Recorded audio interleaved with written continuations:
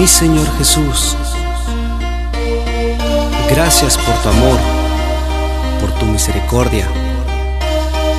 Gracias porque nos amas de tal manera. Gracias por la vida.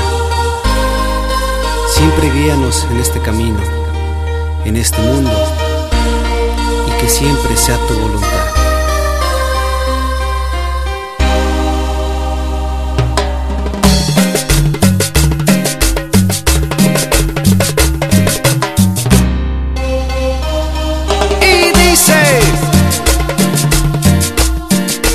Y esto es un éxito más del infamoso Smiley y los infamosos del barrio y el grupo.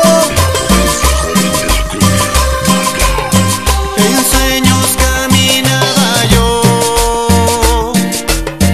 entre la niebla y la ciudad, por calles frías y desoladas, cuando una luz blanca y helada hirió a mis ojos y también brilló la oscuridad.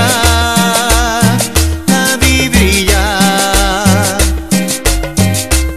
y la veo en el silencio.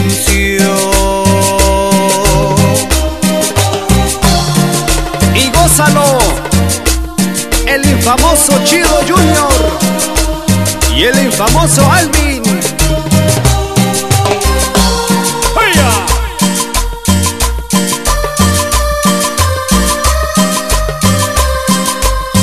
En la desnuda luz miré 10,000 personas, tal vez más, gente que hablaba sin poder hablar, gente que oía sin poder oír, y un sonido nos envolvía sin piedad. No puedo oír el sonido del silencio.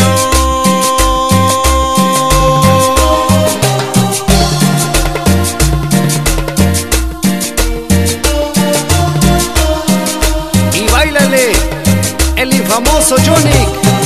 Y publicidades La Inquieta en Connecticut. Y dice: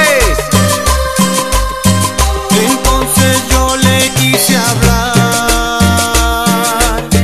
entonces los quise ayudar, quise sentirlos como hermanos, quise tomarlos de la mano, pero no podía